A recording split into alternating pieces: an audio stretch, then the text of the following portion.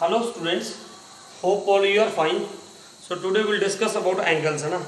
Angles के बारे में आपने पढ़ा होगा ना, पहले अक्यूट एंगल्स, ऑब्ट्यूज एंगल्स, वो सारा टॉपिक आपने पढ़ा है। टाइप्स ऑफ एंगल्स आपने पढ़े हैं ना।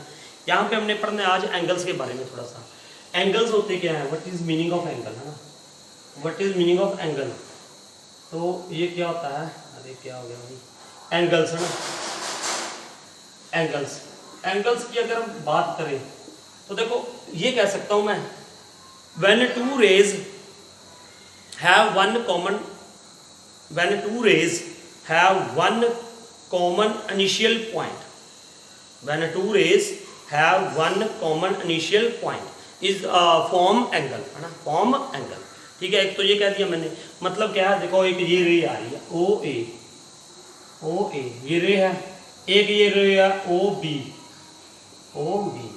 तो when two rays have one common initial point, common initial point A हो गया और यहाँ पे क्या बन गया, एंगल बन गया, है ना।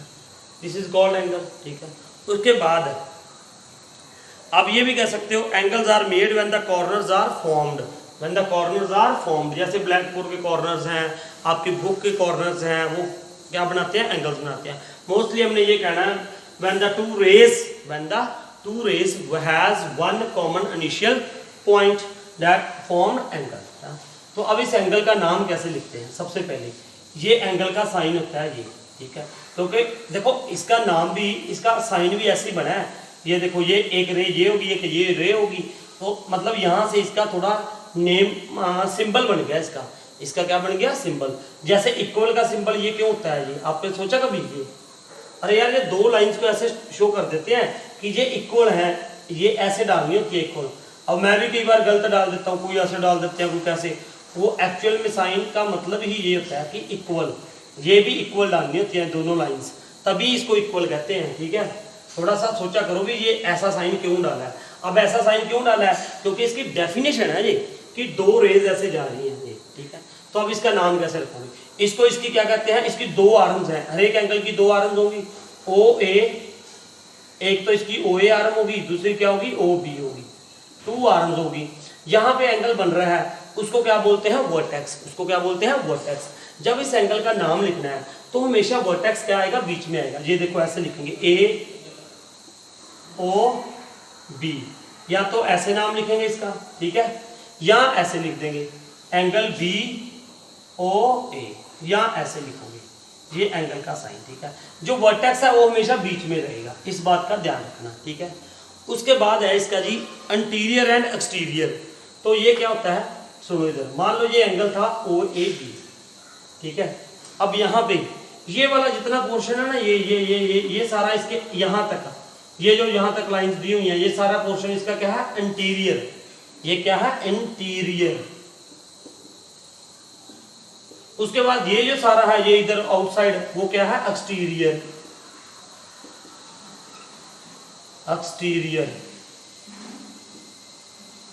वो क्या है, एक्सटीरियर। ठीक है, और ये इसके ऊपर जो है,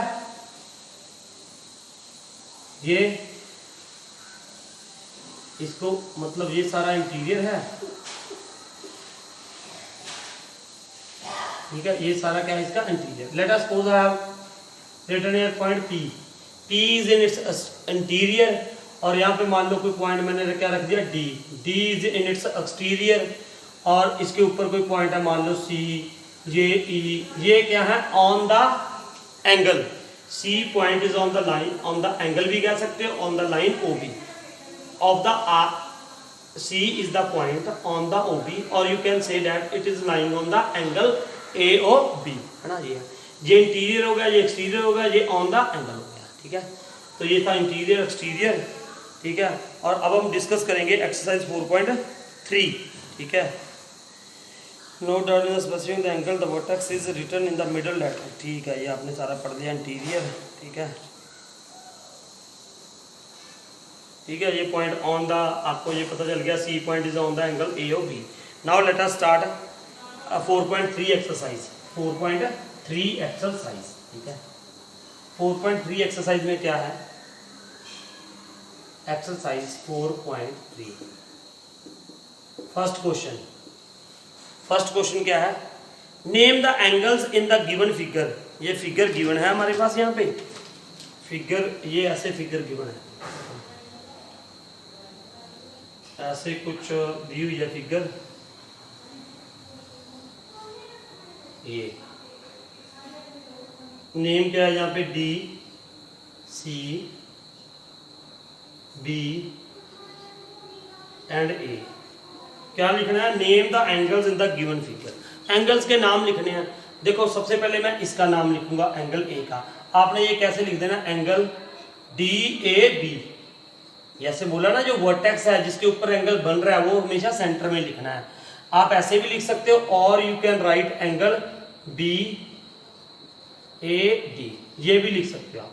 कई बार हम ये भी लिख सकते होते हैं एंगल ए, ठीक है, एंगल ए। लेकिन ये तब लिखना है जब एक वर्टेक्स के ऊपर एक एंगल बन रहा हो, जब एक वर्टेक्स के ऊपर एक एंगल बन रहा हो। सुनो कैसे, अगर तो मान लो ये है, मान लो बी ए सी है, तो मैं यहाँ पे एंगल ए लिख सकता हूँ अकेला, ऐसे लिख सकते हैं। लेकिन अगर एक वर्टेक्स के ऊपर दो एंगल बन रहे हो, मान लो ये है डी, तो इसका एक नाम नहीं मैं दे सकता, then I can not write its name A, तो वो गलत होगा। क्योंकि ए का मतलब क्या पता चलेगा कि ये एंगल है या ये एंगल है या पूरा एंगल है, तो ये क्लियर नहीं होता इससे, है ना।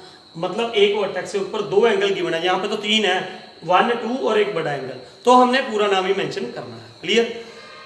हाँ, एक आप छोटा नाम मेंशन कर सकते हो अपनी तरफ से काउंटिंग देके, जैसे यहाँ पे 1 लिख दिया, यहाँ पे 2 लिख दिया। तो अब ये देखो एंगल 1 ऐसे भी लिख सकते हो, और you can write angle B A B, ऐसे भी लिख सकते हो।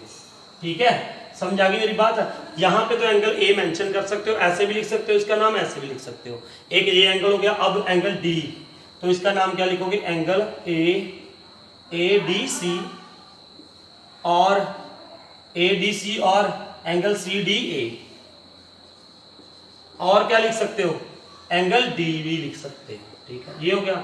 अब ये एंगल तो आपको पता चल ही गया, एंगल सी, इसका नाम क्या लिखोगे, angle D C B, angle D C B, और डी सी डी,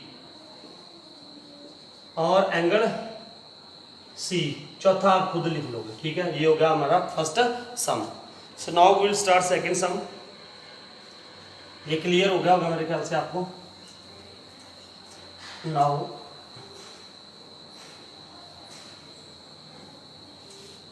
4.3 का second some. In the given diagram name the points.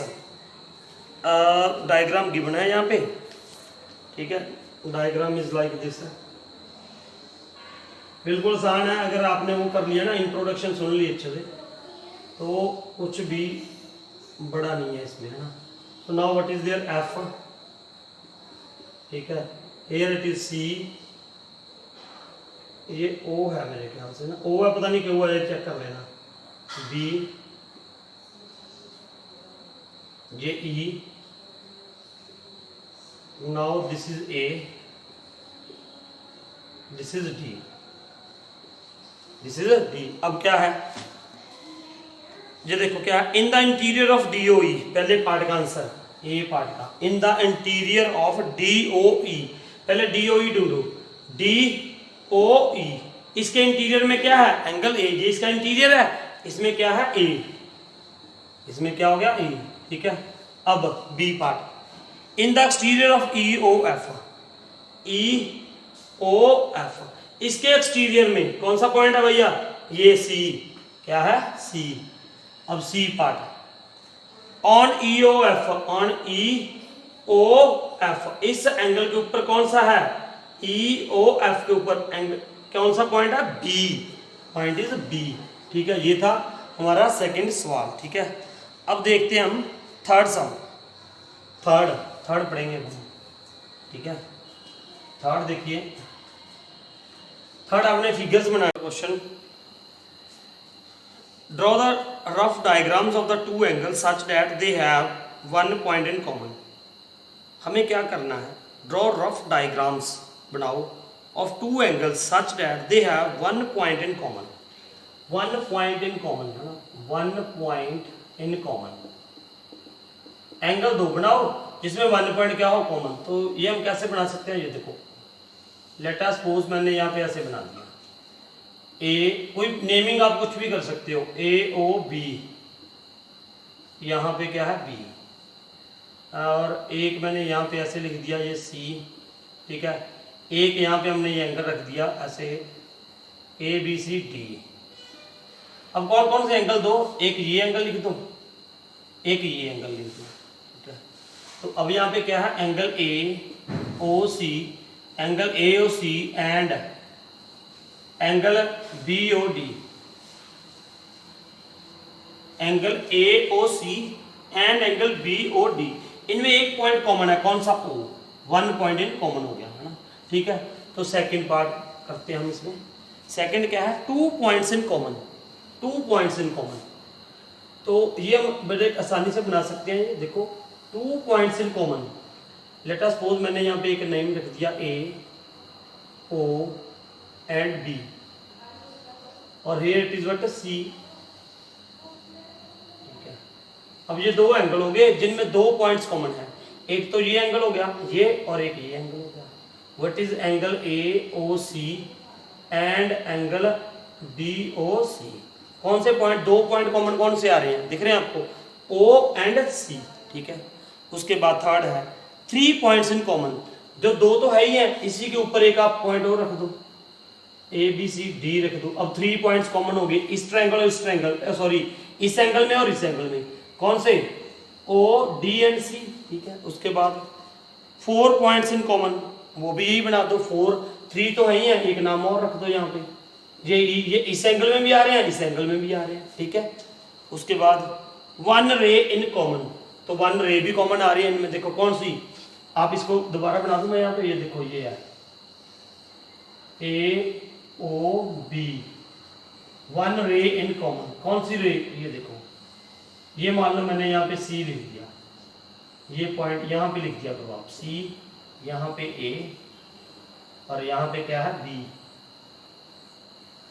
ये 2 एंगल है, दिस एंड दिस, इनमें कौन सी कॉमन रे है, ओ सी, तो आप ये लिख सकते हो ओ सी इज द कॉमन रे हेयर, ठीक है। तो आई थिंक ये क्लियर हो गया होगा आपको ना ये, ठीक है। अब हम बात करेंगे नेक्स्ट टॉपिक की, next is what, triangle. Next topic क्या है हमारा, ट्रायंगल।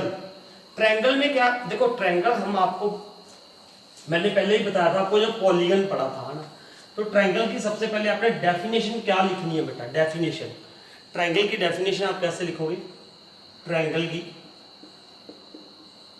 ट्रायंगल, द पॉलीगन, देखो the polygon made up of 3 line segments, 3 line segments, the polygon made up of 3 line segments is called triangle. ये triangle की सबसे बढ़िया definition है, ठीक है। और पॉलीगन क्या होता है, polygon is a closed figure made up of 3 और मोर देन 3 लाइन सेगमेंट्स, है ना, ये होगी ट्रायंगल। ट्रायंगल क्या होता है, ये देखो यहाँ पे ट्रायंगल ए बी सी, मान लो यहाँ पे एक ट्रायंगल है A B C, 3 line segment से मिला हुआ है, क्लोज्ड फिगर है, ठीक है। तो ये बन गया ट्रायंगल। इसके 6 कॉरस्पॉन्डिंग पार्ट्स भी कहे जाते हैं, एलिमेंट्स भी कह देते हैं। 3 एंगल्स कॉरस्पॉन्डिंग पार्ट्स कौन से होते हैं, 3 एंगल्स होते हैं, एंड 3 साइड्स होती हैं, 3 साइड्स। 3 एंगल्स कौन से हैं, देखो एंगल ए, पूरा नाम लिखना, पूरा नेम लिख दो, angle A, angle B and angle C, ठीक है, angle A, angle B and angle C. और 3 साइड्स कौन सी हैं, A B, A C and B C, ये वाली 3 कॉरस्पॉन्डिंग, मतलब 3 साइड्स, 3 एंगल्स, इसको बोलते हैं 6 एलिमेंट्स और 6 corresponding parts of A triangle, ये बोल देते हैं ना। तो ये आपने पढ़ लिया। अब ट्रायंगल का इंटीरियर, लेट अस, ये सारा इसका इंटीरियर है, ये सारा इसका क्या है, एक्सटीरियर। और अगर कोई पॉइंट ये है, मान लो यहाँ पे क्या है पॉइंट P, तो P lies on the AB, ठीक है, ये हो गया। अब मान लो ये पॉइंट मैंने क्यू रख दिया, Q is in the interior, L is in its exterior and point P lies on the triangle, क्या तो A point is also on the triangle, ठीक है, P point is lies on the triangle, ये कह सकते हैं। Q point lies in the interior, L point is lies on the exterior, ठीक है। तो now let us start the exercise 4.4, है ना, 4.4 एक्सरसाइज करेंगे। 4.4. Now first question. Draw a rough sketch of a triangle ABC. Rough sketch of a triangle ABC. ABC लिख दो यहाँ पे, A, B and C. ठीक है. उसके बाद मार्क ए पॉइंट P इन इट्स इंटीरियर. P पॉइंट यहाँ पे कहीं पे रख दो, इन its interior. And Q in its exterior. Q यहाँ पे कहीं पे भी लिख सकते हैं आप, Q. ठीक है. उसके बाद is the point A in its exterior और in its interior. No, A point तो ये है, ना इसके इंटीरियर में ना इसके एक्सटीरियर में है. हाँ, you can say that it is vertex and it is on the triangle, ये कह सकते हैं. ठीक है. ये था पहला क्वेश्चन 4.4 का. 4.4 का पहला क्वेश्चन था ये. क्लियर. दो ही क्वेश्चन है. सेकंड क्वेश्चन करेंगे. सेकंड क्वेश्चन, सेकंड देखिए. सेकंड में क्या है, ये फिगर गिवन है यहाँ पे. Figure is given here.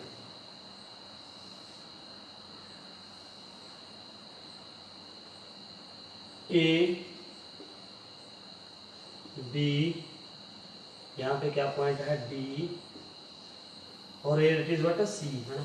Now first identify 3 triangles in the figure. 3 triangles यहाँ पे सेकंड क्वेश्चन में. फर्स्ट 3 क्या है, 3 क्या है, ट्रायंगल्स. 3 ट्रायंगल्स आपको दिख रहे हैं यार, 1, 2 और ये 3. नेमिंग क्या है, ट्रायंगल ABD. एक ये ट्रायंगल हो गया ABD. उसके बाद triangle ADC, then triangle ABC, triangle ABC. ठीक है. ये हो गया ये फर्स्ट क्वेश्चन. क्या लिखना था हमने, 3 ट्रायंगल्स के नाम लिखने थे. एक ये ट्रायंगल, एक ये ट्रायंगल, एक ये ट्रायंगल हो गए. 3 ट्रायंगल्स आर देयर है ना. तो ABD, ADC एंड ABC हो गया. ठीक है. उसके बाद second, right the names of the 7 angles. अब इसमें 7 एंगल्स ढूंढने हैं आपको ना. देखो ये एंगल क्या हो गया, पहला एंगल ये लिख दिया मैंने, एंगल B.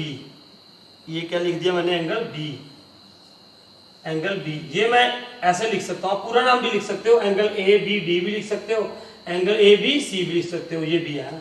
यहाँ पे मैंने आपको बोला था एक वर्टेक्स के, अब अगर एक वर्टेक्स पे एक एंगल बन रहा है तो हम उसे ये सिंगल नेम दे सकते हैं. ऐसे ही एंगल C.